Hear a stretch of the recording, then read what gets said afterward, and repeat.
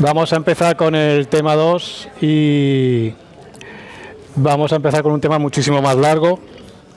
Yo empezaré a hablar, cuando empieza la clase empiezo a hablar, si os calláis bien y si no también, ¿vale? El otro día empezamos con un poquito de introducción para ir un poquito entrando en faena, calentando, y ahora hoy ya empezamos con el tema 2, donde ya nos vamos a enfocar en lo que sería la estructura y la función de las células microbianas. Como os dije ayer, el tema de hoy era cortito, este va a durar bastantes sesiones. De manera que para intentar ubicaros, os he preparado un pequeño mapa conceptual para que veáis cuando hablamos de estructura y función a qué nos referimos, ¿vale? Nos vamos a centrar en las bacterias. La mayoría del curso de microbiología, ya lo dijo Rafa el primer día, se va a centrar sobre todo en bacterias. Hablamos poco de eucariotas y generalmente hablamos más de bacteria, el dominio bacteria, que de arqueas. Pero este mapa hace referencia a los dos, ¿vale? Bacterias en general, eubacteria y arqueas, ¿de acuerdo? Vamos a ver, en primer lugar, la forma que tienen las bacterias, hablaremos del tamaño, de su estructura y luego la capacidad de movimiento. Dentro de la estructura, porque forma y tamaño ya os aviso que lo vamos a liquidar hoy, dentro de las estructuras hablaremos por un lado de las envolturas celulares, que veréis que son variadas y son múltiples, es decir, hay toda una serie de capas, cada una de ellas con una función bastante específica, que suelen estar presentes siempre, también depende del tipo de microorganismo que estemos hablando, y luego dentro del citoplasma nos vamos a centrar en lo que son componentes específicos de las bacterias. No vamos a hablar del ribosoma ni de la síntesis proteica, no tiene sentido, eso lo veis en otras asignaturas. Después continuaremos con el movimiento y veremos los distintos tipos de movimiento, hablaremos de los flagelos y de lo que son las taxias, que son movimientos dirigidos, no siempre positivos, sino puede ser acercarme a algo que me interesa o alejarme de algo que es peligroso. Ya os digo, hoy nos vamos a centrar en estos tres bloques. Terminaremos forma, veremos el tamaño y hablaremos de la estructura en general, y los próximos días ya nos centraremos y entraremos en mucho más detalle en cada una de estas estructuras. Está organizado, como siempre, en sesiones de más o menos, idealmente 15 minutos, respondiendo a una pregunta. Estamos viendo que nos va a costar ajustarnos a este formato, tanto Rafa como yo, porque estamos intentando adaptarnos y la verdad es que está costando. Pero bueno, lo vamos a intentar de momento. Lo que sí que os vamos a dar es la información, evidentemente, que necesitáis, ¿vale? Esto es una manera de organizarlo para que sea un poco equilibrada, pero si al final la herramienta nos hace trabajar más, pues nos olvidamos y daremos la charla del tirón como hemos dado siempre, ¿vale? Esto, la idea es que nos ayude, como os dije, para elaborar el material didáctico, los vídeos, que no sea un vídeo de 1 hora, sino que sean de 15 minutitos, que es mucho más asequible. Pues las 3 preguntas de hoy: ¿qué forma tienen las bacterias? ¿Qué tamaño tienen las bacterias? Y luego, ¿cuáles son los principales componentes estructurales bacterianos? Esas serían las 3 preguntas para hablar o a contestar en el día de hoy. ¿Qué forma tienen las bacterias? ¿Qué forma tienen las bacterias? ¿Qué formas conocéis? ¿Cocos? ¿Qué son los cocos? ¿Bacilos? ¿Vibrios? ¿Bacilococos?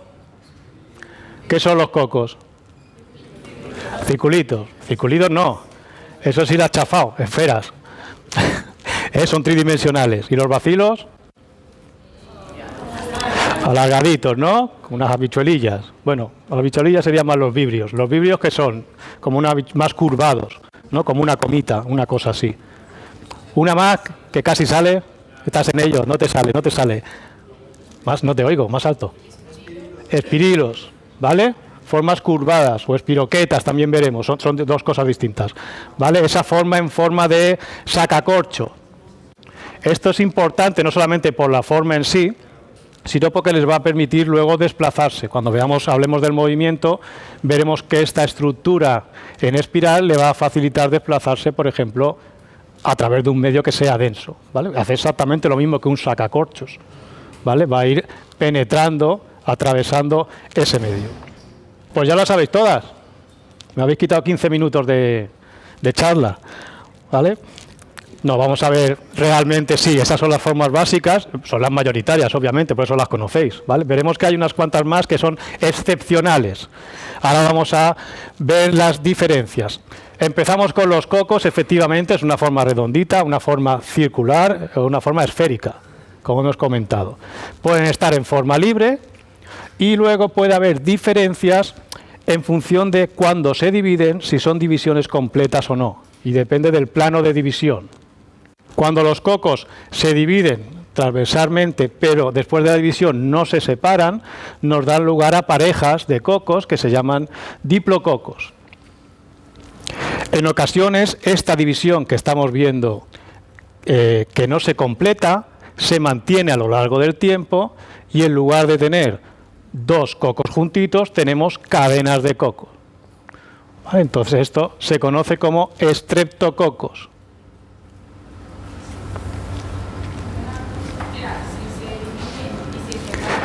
Si se dividen y se separan, tienes dos bolitas, tienes dos cocos. Son cocos. Cuando hay varios, multitud de ellos. Multitud, una cadenita, como si fuese un collar de perlas. ¿Vale? Estrepto significa cadena. Entonces es una cadena de bolas, un collar de perlas. Luego, a veces tienen dos planos distintos de división y del mismo modo que en este caso da lugar a una pareja, aquí nos da lugar a una tétrada. ¿De acuerdo? 4 cocos unidos. Estos son tétradas. Si a este patrón de división le añadimos un tercer plano de división, pues entonces en vez de darnos 4 nos dan 8. ¿Vale? Y son las sarcinas.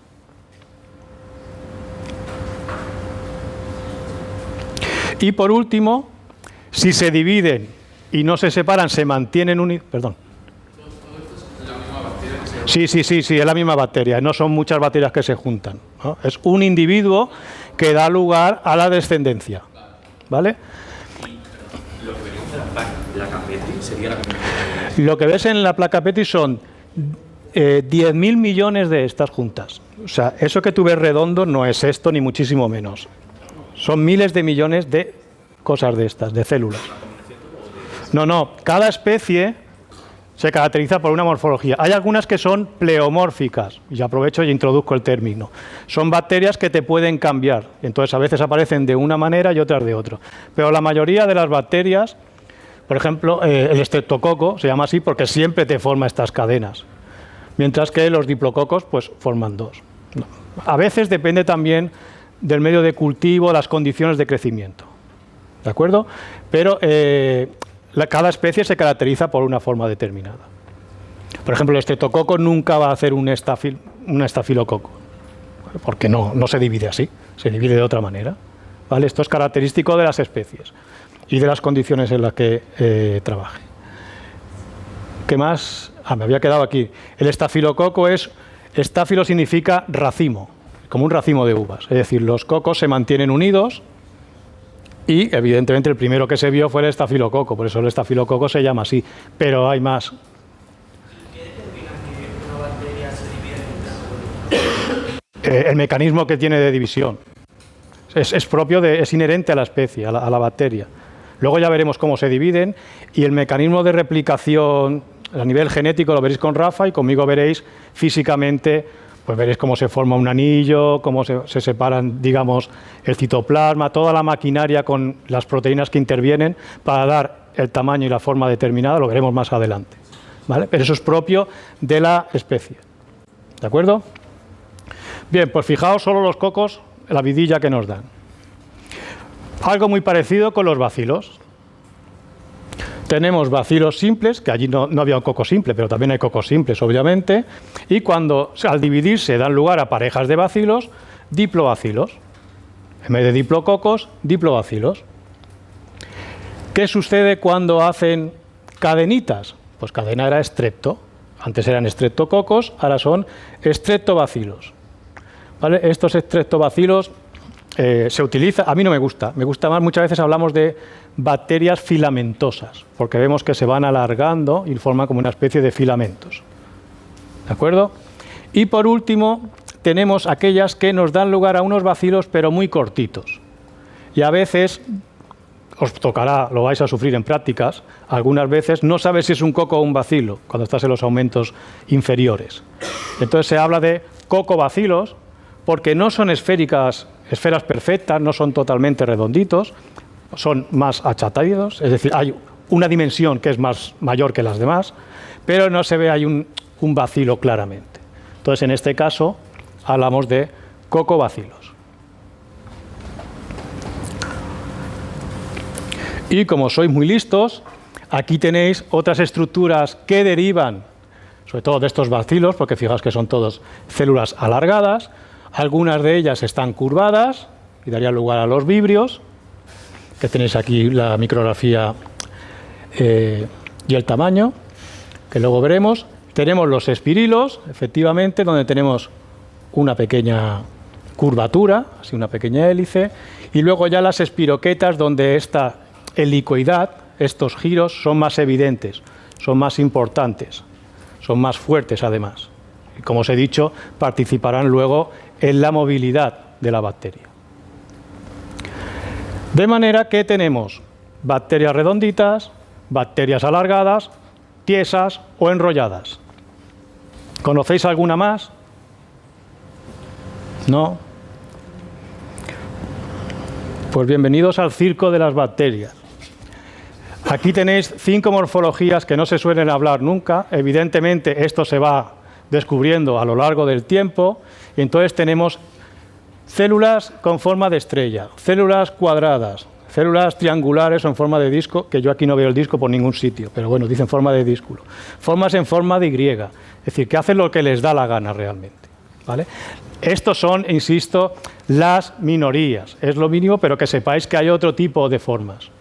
No lo he dicho, pero la forma normalmente no está relacionada con la función de la bacteria. No parece que haya una relación entre la forma y el funcionamiento de la bacteria. Sin embargo, en estos casos, sí, en estos de aquí en concreto, sí que la forma tiene una función clara. Y os voy a explicar por qué.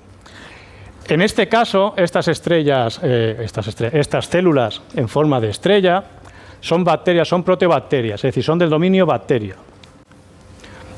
Y se han encontrado en muestras de estiércol y de lodos de aguas residuales. Y parece ser que esto les facilita la supervivencia en este nicho en concreto. Esta de aquí es una arquea.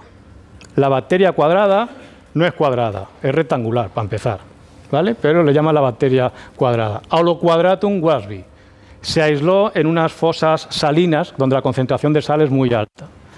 Cuando os toque hacer el trabajo de extremófilos, pues veréis que algunas de las adaptaciones para estos ambientes donde la concentración de solutos es muy elevada requiere una rigidez e impedir el paso de solutos. Entonces, probablemente esta forma le facilita eso. Además de ser cuadradas, son mucho más finitas que las otras, ¿vale? Probablemente eso le ayuda a sobrevivir. La tercera, Aloarcula japonica, también está en las salinas, en ambientes halófilos, ambientes con elevadas concentración de solutos. Tiene esta forma, ya os digo, yo he leído que tiene forma de disco, yo aquí veo un triángulo o una púa de una guitarra, pero de disco no lo veo. Luego hay otras que ya no son extremófilas, estas son bacterias y no son extremófilas. No quiere decir que no haya bacterias extremófilas, insisto, ¿vale? Pero esta es una bacteria.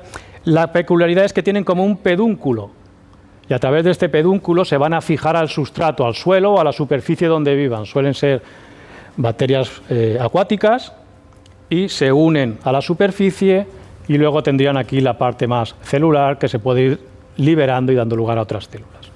Sería parecido a los hongos que vimos el otro día con Hooke, lo que veía al microscopio, ¿vale? Nos recuerda más a un hongo que una bacteria, pero es una bacteria.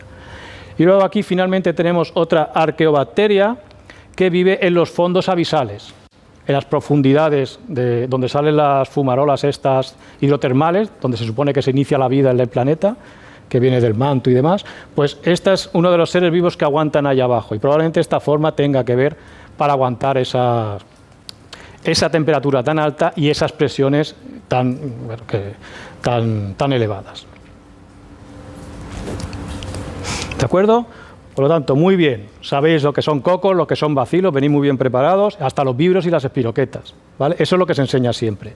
Pero, evidentemente, todo esto se va detectando cuando se investigan ambientes más extremos. Y esto se conoce pues, en la última década, por ejemplo. Entonces, eso no llega al instituto, no se enseña allí todavía, ¿vale? Igual dentro de 10 años, en los libros de texto, esto estará allí.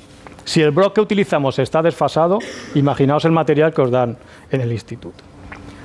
Pero me alegra ver que por lo menos la mayoría, todas las que son las estándar o normales, os las conocéis. Vamos a pasar ahora al tamaño. ¿Qué tamaño tiene una bacteria normal? 1 metro, 2 metros, 1 centímetro, media micra, más o menos, 2 micras, por ahí anda. Más si habéis sido un poco vivos, aquí salían los tamaños, más o menos, ¿vale? Que lo he dicho antes, he dicho, uy, he hecho un poco de spoiler, pero bueno. Aquí tenéis la tabla del Brock con los tamaños de las distintas bacterias. Estos son excepciones. Lo normal, efectivamente, sería esto. Estamos alrededor de la micra, 0,5, 2 micras, por ahí más o menos. Ese es el tamaño estándar o normal, porque dentro de microbiología, ¿qué es normal? Si estamos viendo unos bichos súper raros. Aquí tenéis Escherichia coli, que sabéis que es el prototipo de bacteria, el que más se ha estudiado con diferencia y el que se utiliza como modelo. Es un bacilo y mide 1 micra de ancho y 2 de largo. Otra bacteria similar, un poquito más grande, Magnetobacterium bavaricum, también es bacilar y sería el doble de ancho, pero ya 5 veces más larga, ¿vale? Pero bueno, nos estamos moviendo entre 1 micra y 10 micras. Ese es el rango habitual, normal. Por debajo encontramos microorganismos muy pequeños. Fijaos, Feligibacter ubique 0,2 por 0,5. Se asume que está en el límite del tamaño más pequeño que puede tener una célula, un ser vivo celular. Bueno, o sea, un ser vivo, porque... ¿De acuerdo? Y luego tenemos los Microplasmas pneumoniae. Bueno, los microplasmas, y en caso Microplasma pneumoniae, que es muy pequeñito. Luego veremos, bueno, no lo veremos, os lo digo, cuando veamos la estructura, micoplasma no tiene pared celular, y eso le permite que sea más pequeña. Pero, insisto, esto es lo normal. A medida que ha ido pasando el tiempo, se han ido descubriendo distintos microorganismos, distintas bacterias, cada vez más grandes. Entonces, aquí tenemos toda una serie de microorganismos, Staphylococcus marinus, son cocos que ya son de 15 micras de diámetro, 15 veces más grande, o 18 en este caso, Thiobulbus majus. Y luego ya pasamos a una siguiente liga, donde nos encontramos Acromatium y Lingbia, que ya tenemos tanto filamentos como cocos que nos estamos acercando a los 100, a las 100 micras, ¿vale? De longitud. Este es bien grueso, 35 micras. Y finalmente nos encontramos ya con los enormes. Vegiatoa pone una especie, porque no se sabe realmente si es una especie de este género o no, pero bueno, es igual para lo que estamos hablando aquí. Forma filamentos de 50 micras de grosor y 160 de largo, filamentos, pero este es el tamaño de la célula, ¿vale? Es decir, una célula mide esto, y la que tiene al lado lo mismo, son filamentos muy largos. Y el top 2, los dos campeones, en su momento cuando se descubrieron eran la bacteria más grande del mundo, y aquí tenemos a Epulopiscium fischelsoni, que se llama así porque es un parásito de peces, que fijaos que ya estamos cerquita de la micra, 600 micras de longitud. Estos son los tamaños máximos, más o menos. No quiere decir que todos tengan ese tamaño, pero los que se han descubierto algunos que alcanzan este tamaño. Y la campeona del mundo, Thiomargarita namibiensis, que llegaba a 750 micras de diámetro, porque son cocos. Para que os hagáis una idea, aquí tenéis a los dos campeones, aquí tenemos a Epulopiscium y aquí tenéis a Thiomargarita. Fijaos que hay 5 distintas. Esta es la bacteria. Esto que veis aquí son 4 protozoos, son 4 células eucariotas. ¿Os acordáis que decimos las células eucariotas son más grandes que las de las procariotas? Además con diferencia. Pues fijaos el pedazo de bicho que tenemos aquí, y esto es una bacteria procariota, bueno, todas las bacterias son procariotas, comparada con un enorme eucariota que normalmente lo que hace es alimentarse de bacterias. Por lo tanto, este es un gigante procariota frente a los eucariotas. Imaginaos lo que estamos hablando. Y luego, aquí tenemos a Thiomargarita namibiensis, que fijaos que es más o menos un coquillo, y ya os digo que aumenta casi 750 micras. ¿Vale? Un pedazo de bicho. Esto es casi 1 milímetro. 1 milímetro, ¿lo veo o no lo veo? Depende de si igual podría verlo a simple vista, seguramente. ¿Creéis que puede haber una bacteria más grande? ¿Que se puede ser más grande que este o este sería el límite? Porque claro, tiene que haber un límite en algún momento, ¿no? Las células procariotas, por su estructura, tienen que tener un límite. ¿Este es el máximo? ¿O se puede llegar más allá? ¿Qué creéis? Lo sabremos cuando encontremos una más grande. Exactamente. Y eso ya ha pasado. Ya lo sabemos. ¿Vale? Nos ha volado la cabeza. Espérate, ¿qué ha pasado aquí? Esto es lo que dijo. Esto es un escritor y un periodista especialista que escribe en Discovery Channel, que ha visto muchísimas cosas, y ha dicho que es lo más increíble que ha visto en su vida. Es decir, se hemos encontrado una bacteria más grande que un gusano o que una mosca. Vale que los gusanos y la mosca no son súper grandes estos de aquí, pero bueno, joder, son seres que son organismos superiores. Una bacteria más grande que un gusano. Os enseño aquí un poquito a escala, esto es logarítmico, ¿vale? Los distintos tamaños. La bacteria normal, Escherichia coli, estaría por aquí, 2 micras hemos visto, más o menos.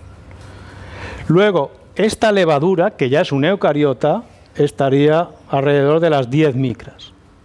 Entonces, cuando jugamos con microorganismos siempre estamos jugando aquí. Ahora estamos yéndonos a las excepciones.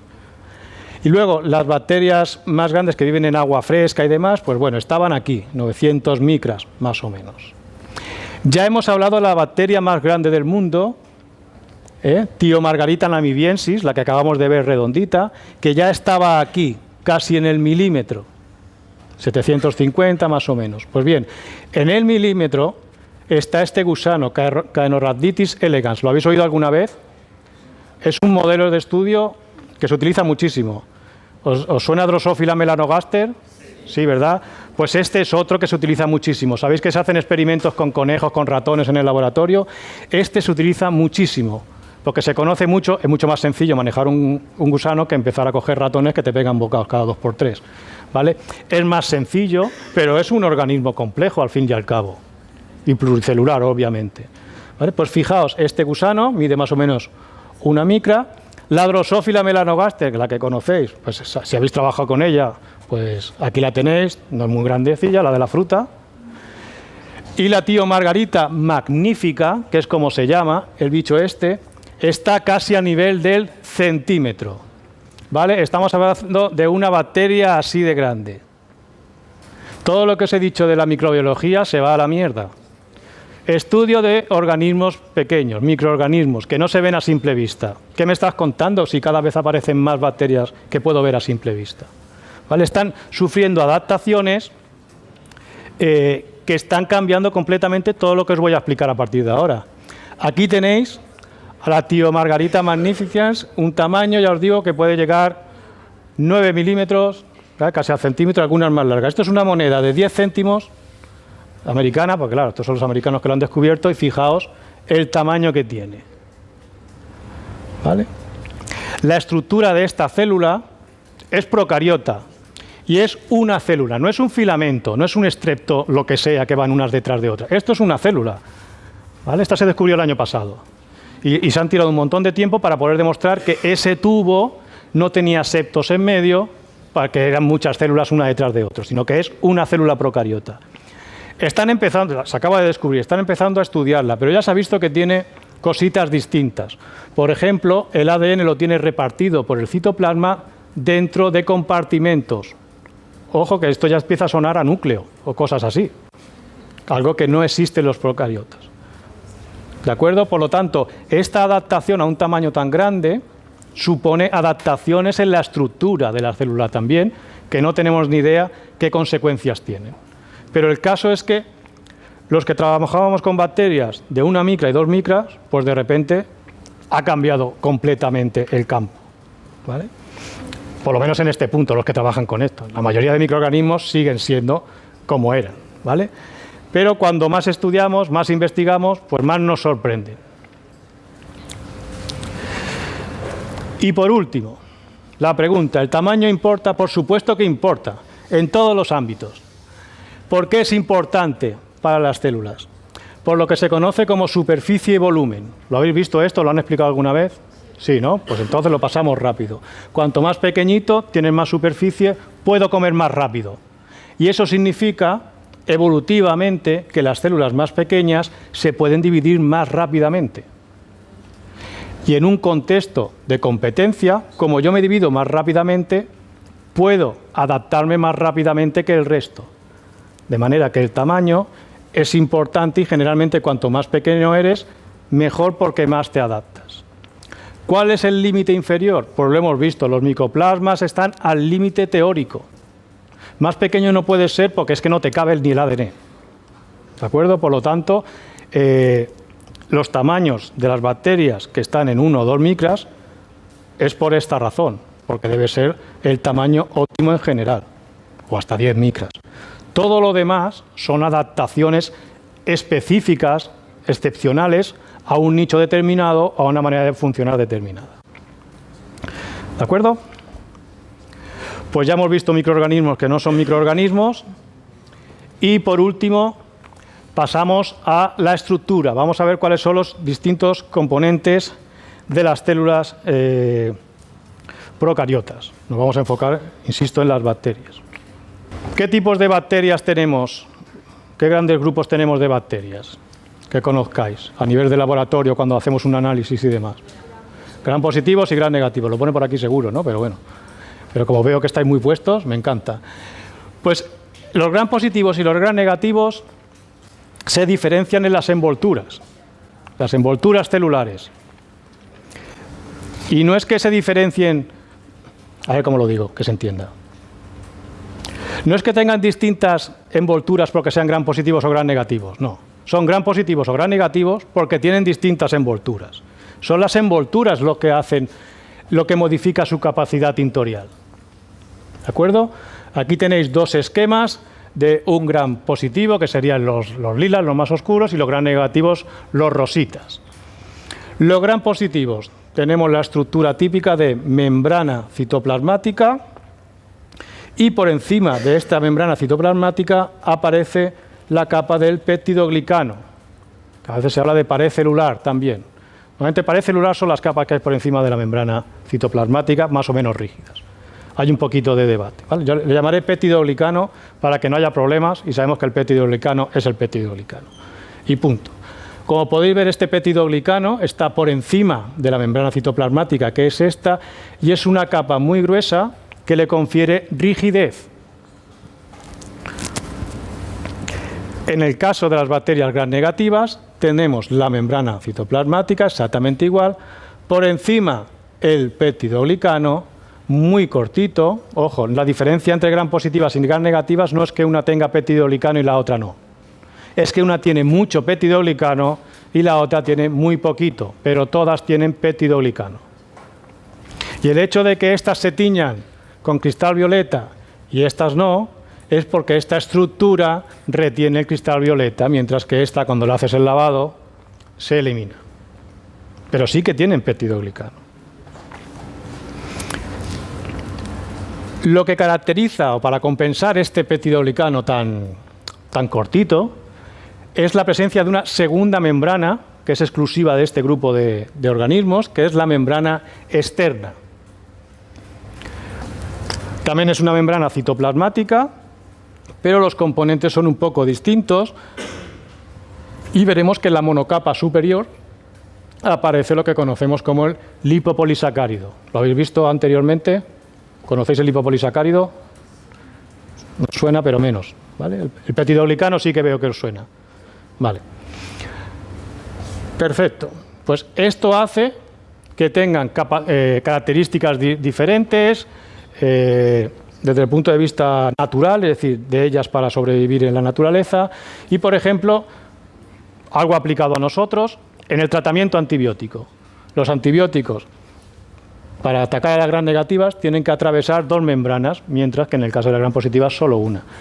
Por eso hace que a veces las gram negativas en general son más resistentes a los antibióticos, en general, ¿eh? Si vemos el aspecto de la célula real, porque estos son dibujitos, a través de la micrografía electrónica, vemos que las gram positivas son mucho más lisas, fijaos aquí, mientras que las gram negativas son mucho más rugosas, precisamente por esta membrana celular que las recubre.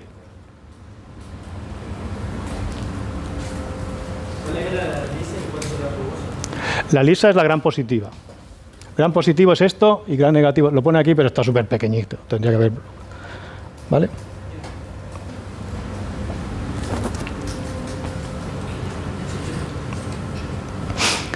Por lo tanto, tenemos una membrana y por encima envolturas, que es el peptidoglicano, y en algunos casos una segunda membrana exterior.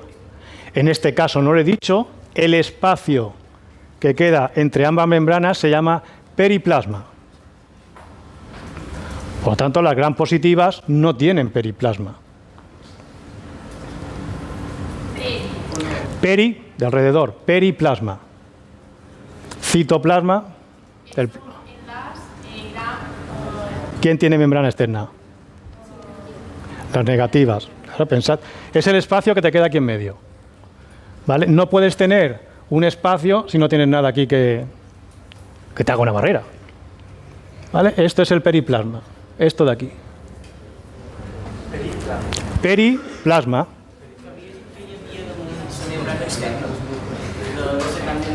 Aquí, sí.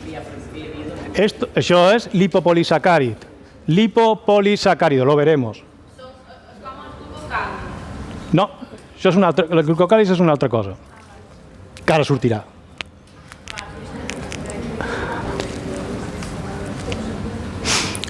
Tornarem, Cuando empecemos con la estructura en detalle, nos pararemos en el lipopolisacárido, veremos que este es el lípido A, el núcleo, el antígeno, ya nos meteremos en detalle. Esto es un resumen, ¿vale? Una introducción. Esto, el dominio bacteria. ¿Qué pasa con las arqueas? Esto no lo han enseñado nunca porque nadie habla de las arqueas. ¿De acuerdo? Vamos a ver a las arqueas. Aquí tenéis unas micrografías electrónicas de algunas arqueas. Podemos ver que esto es una célula, ¿vale? Y aquí tenemos la membrana citoplasmática, exactamente igual que veíamos antes. Todas las células tienen una membrana citoplasmática, una membrana celular, que está rodeando al citoplasma. Y además, por encima aparece una segunda capa, aquí se ve mejor, está más separadito, que ahora veremos lo que es, pero que también le va a configurar rigidez, igual que hacía el peptidoglicano. Las arqueas no tienen peptidoglicanos, han tenido que inventar otra cosa.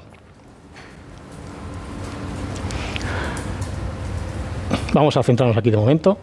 Entonces, si os fijáis, todas ellas tenemos una membrana celular y luego hay distintos tipos. Por encima de ellas siempre hay una capa, que insisto, no es el peptidoglicano, sino que son unas capas que se conocen como capas S, que es el nombre que le han dado, S, la letra S. Por eso aquí pone SL, de S-layer.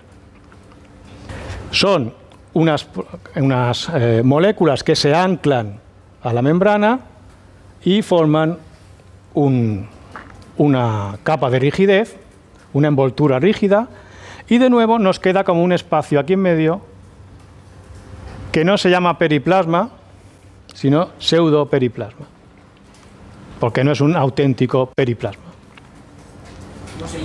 Pseudoperisplasma, falso, mentir, que no es un periplasma. Aquí veréis que hay mucho pseudo, porque se parece a, pero no es.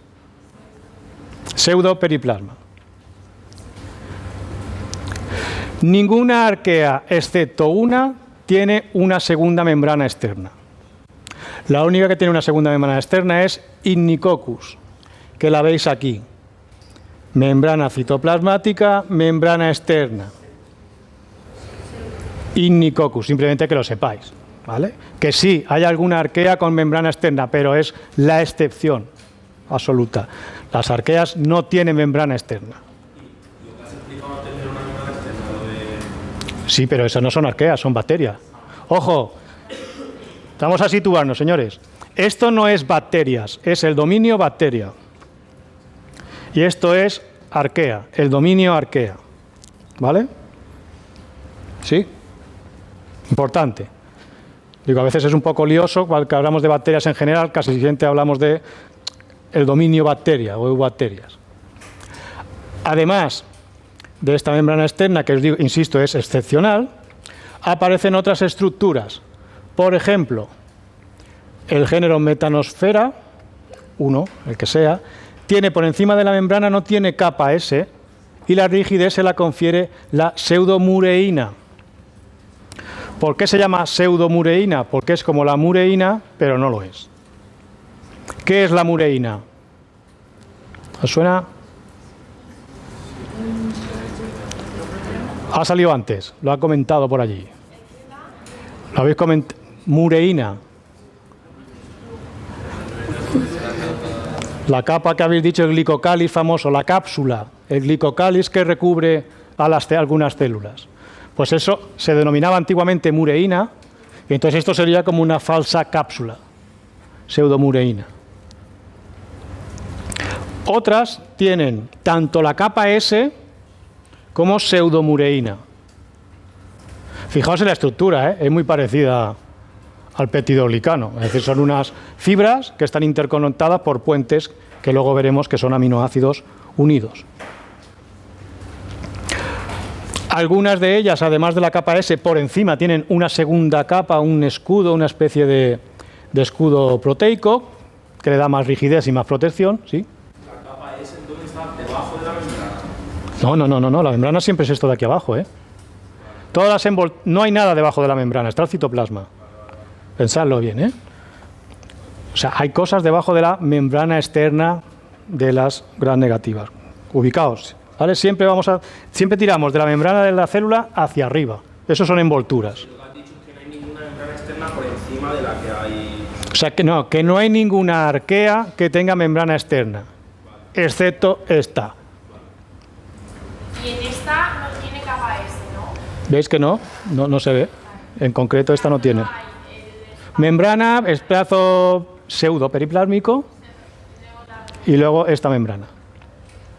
Y luego por último tenemos algunas que tienen la capa S y por encima una capa de metanocondroitina. La veremos cuando veamos las envolturas de las arqueas, ¿verdad? Simplemente que sepáis que es otra estructura rígida similar al peptidoglicano, que no es el peptidoglicano ni parecido. ¿Cómo se llama?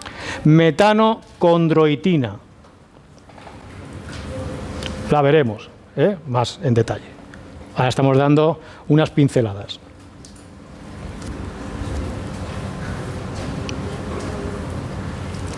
Entonces aquí os he puesto un árbol filogenético de todas las arqueas, que básicamente tiene dos grupos principales. Fijaos que la mayoría son o amarillas o azules. Y el triangulito este que veis aquí, espero que se vea desde allí, esto es capa S. Es decir, todas las que tienen el triangulito, que son la gran mayoría, tienen capa S. Os lo enseño para que veáis su distribución, no para que os aprendáis quién tiene y quién no tiene. Relajaos. ¿Vale? Luego, algunas que tienen un cuadradito tienen la segunda membrana. Solo una, esta de aquí, Ichniococcus. Esta figura hecha hace 5 años, no había ninguna, porque no se había descubierto, seguramente. Luego, ¿qué más cosas hemos visto? Metanocondritina, un circulito. Pues mira, todas esta de aquí y ya no hay más. Y luego la pseudomureína, pues la tenéis aquí y aquí, y esta tiene las dos. Esta tiene las dos, capa S y pseudomureína, y esto solo pseudomureína. Aquí tenéis, ¿vale? Básicamente, es para que veáis un poquito la distribución. Lo normal es una capa S. Y luego la podemos sustituir por otra cosa o ponerle cositas encima, ir combinando. Y ver que hay estructuras similares al peptidoglicano de las bacterias. ¿Hay algo más? Sí, hay algo más todavía fuera. Ahora estamos volviendo a las bacterias, pero también las arqueas tienen de estas estructuras. La cápsula, el glicocalis famoso, ¿vale? Veremos que hay la diferencia entre cápsula o glicocalis. El glicocalis es que hay una serie de polisacáridos y cosas así un poco difusos. Hay o capa mucosa o cápsula. El hecho que sea una u otra es porque la cápsula es como más... No son rígidas las cápsulas, pero más una estructura menos maleable, más, no es rígida la palabra que quiero, pero bueno, más estructurada. Y lo otro pues es como ya un moquillo que hay por ahí, que hace que es una capa, pero que pueden pasar a través de ella muy fácilmente. Estas cápsulas veremos que es un mecanismo de resistencia, de protección frente al sistema inmune, y también hay arqueas que tienen cápsulas. No lo pongo aquí, pero que lo sepáis, que también tienen cápsulas. Y luego tenemos, además de lo que serían envolturas, tenemos prolongaciones. Y ya las conocéis, los flagelos lo conocéis porque ya me lo habéis dicho, los pelos también, porque no sé quién me comentó ayer que lo del pili sexual y todo esto para transmitir información, y las fimbrias, que serían más cortitas y son como adhesinas. Las veremos, te insisto, en los próximos días.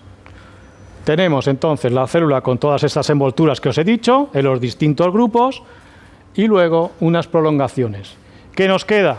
Nos queda el interior, nos queda el citoplasma, y con esta acabamos. Relájense.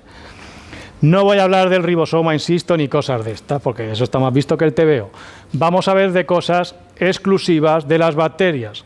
Hablaremos de inclusiones citoplasmáticas, veremos que son como gránulos de almacenamiento. En función de la bacteria almacenará unas cosas u otras. Hablaremos de las vesículas de gas, cómo algunas bacterias se pueden desplazar en la columna de agua, evidentemente las acuáticas, hinchándose o deshinchándose, bueno, no ellas, sino estructuras que tienen ahí dentro. Entonces se hacen menos densas y flotan, o más densas y se van para abajo. Y luego veremos las formas de resistencia que os comenté ayer, como son las esporas. Aquí tenéis un bacilo que esporula y que tiene endosporas en su interior, que no se tiñen. ¿De acuerdo?